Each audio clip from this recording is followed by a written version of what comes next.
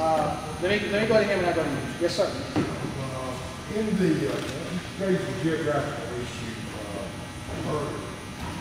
where we consider to be consolidated with, of course, in close proximity to Brownford and Master Lake. Of course, the reading bill was started earlier, and changes at that time. What is the actual series say that overall, how much are y'all trying to save, and how much is that new consolidating geographically Brownsville? And Brownsville has a postmaster, does Gurney have a postmaster? You said earlier Maston Lake does not have a postmaster. No, there's no postmaster in Maston Lake. There's no position of postmaster in Maston Lake. It's like, No, it's not vacant. There is a manager of customer service in Maston Lake. Yes, it's not a post office. Well, I thought you called it earlier, the overall, one of the first criteria is to see if it was like. For a postmaster, right, yeah. Postmaster. Is there a postmaster at that? I think there is. Yeah. Is there a postmaster at Kirk? Yes. But not in Maston Lake? No, there's no postmaster in Maston Lake. That's where all our mail comes out of Maston Lake. Right. Is that because it's a different type of facility? Hold on, let me walk through it. Okay. We don't have to. So your question about Maston Lake not having a postmaster, is that the question?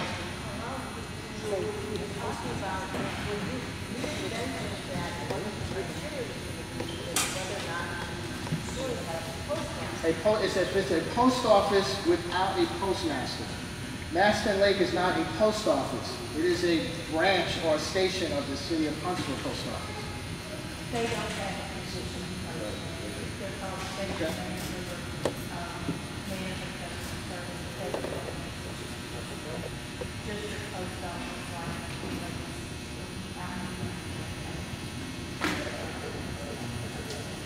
Not the calls for sale. You're going to pay. Not the cost of what Ryland as an individual brings in, whether it's profit or loss or value. What is your community reveal that you can save overall by doing away with the private post office and consolidating it through the community is going to have to deal with the branch of principal at Maston Lake or the nearest within proximity being Brownsville. What numbers are we talking about that can be saved by combining all those PO boxes and also dealing with the rural route, rather than just in instance, closing Brownsville to consolidate with Gurney, and then you have one closer proximity to the middle geographically for the American. So any of the proposed closing eliminates the total operating expense, the fixed costs. The cost for the salary, the leasing, electric, whatever it might be. That's what it eliminates. When you close a post office, you eliminate those costs. Okay. But you're going to say that is a big stop. Yes. Yes, sir. And then I'll come to you, sir.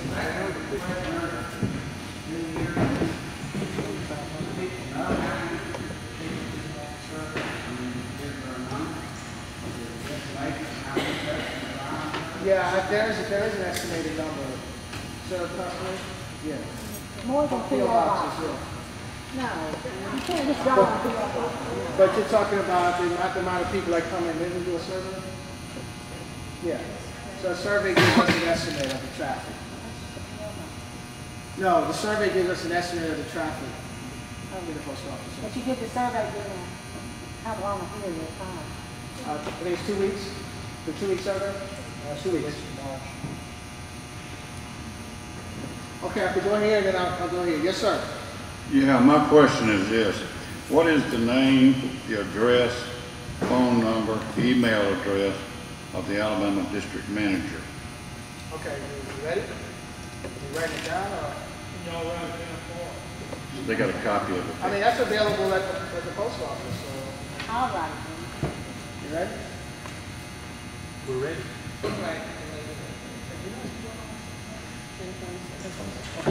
William J. Mitchell.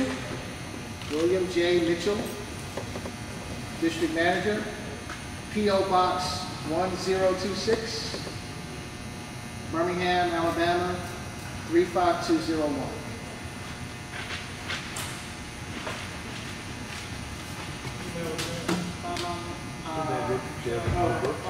Phone number? Ready? 20? 201. Yeah. 205. I'll ask you to tell me what to say. 205-521-0201. And I think the email is william.j.richard@usps.gov.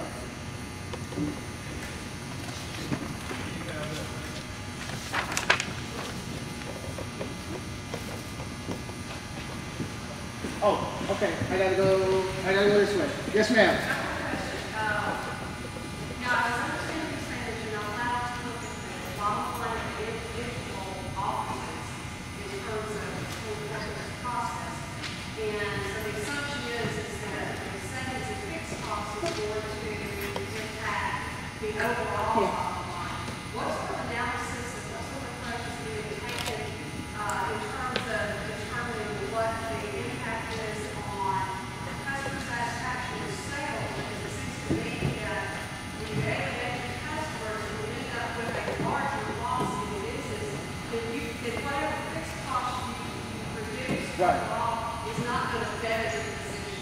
So if you would address how you're looking at sales and customer satisfaction. Yeah. If you already have information on that? Yeah, part of the review process is an estimate of lost revenue versus the bottom line. So that is taken into consideration.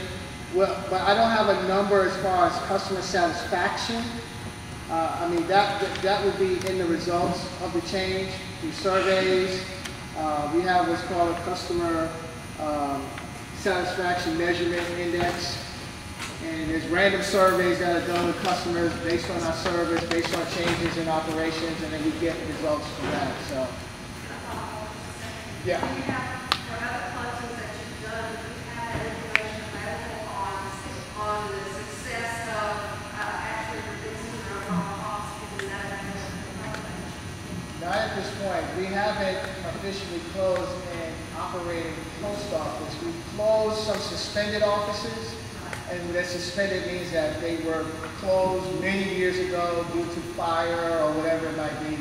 And now they're in a proposal stage, but there hasn't been an operating post office that we've closed yet to determine a number of a satisfaction index. So this is all new for us. So let me go here and then I'll come back to you. Yes, ma'am.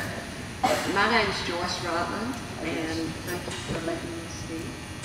I grew up in the Ryland community, and I've seen the rapid growth that has occurred there. But through it all, the Ryland Post Office has remained an integral part of the community. It serves an area much larger than the immediate vicinity, and as I understand it, it remains in the black, which we've covered. We have always supported the Ryland Post Office. We have been here before. We fought to keep it open before. We love our post office. We can give you many reasons to keep it open. We can think of no reason why it should be closed. Perhaps one of the most important reasons not to close the post office is because if it closes, the community of Ryland will lose its identity. There will no longer be a place that we can say, this is Ryland. That will be gone. Please don't close it simply because it would be easy, and that's what I'm hearing tonight. It would be easy to close. No Postmasters Union or Mail Carriers Union to fight it. Is that correct? Because we have no postmaster and no route, well, the union would not be involved. The postmasters do have a representative organization. So they have the League of Postmasters and the League of Postmasters and yeah, but what's the acronym? The National Association of Postmasters. So there is an organization that represents the postmasters, but there's not a union, a bargaining union. Same difference though. It's kind of ironic to me, sitting here listening to all this. We should be on the same side. We're here fighting for our post office with the post office. You know, it just doesn't really make sense to me. We're not here fighting against it. We should be on the same team. For these reasons, my question is this. Can you and will you help us keep the Ryland Post Office operational? Not only for the benefit of services for the community, but also so that Ryland, Alabama can retain its identity. For without the post office, this community, it'll cease to be known as Ryland. It's just going to be outskirts of Huntsville. That's very important to people like myself who grew up there. Please take that into consideration. If you don't consider money, you don't consider convenience, you don't consider all those other things, please take that into consideration.